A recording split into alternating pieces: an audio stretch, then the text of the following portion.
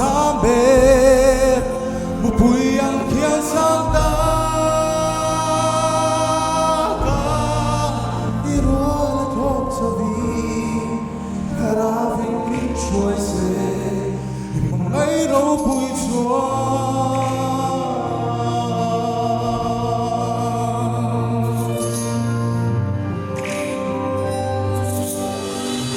Kamit tiwarla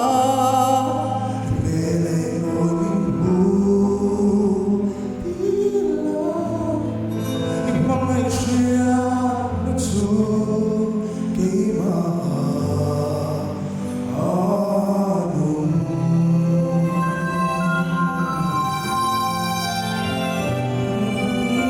Tilung tarmin bela Iduang ngayon Kanong hi Lang chuang sa litig Mga iraw po'y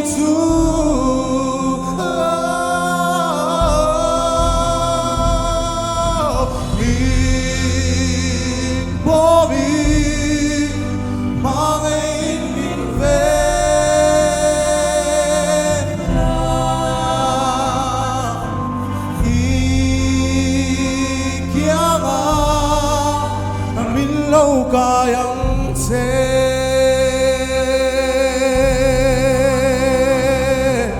kadu sabe mupui ang kiasang daga iruala tlog sabi harapin king choice mga iraw pu'y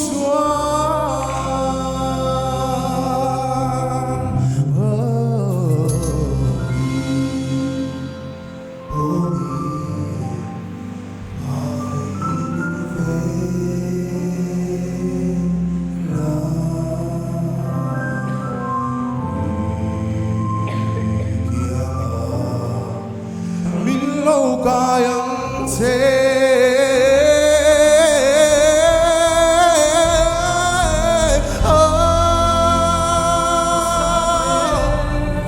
mupui ang kiasang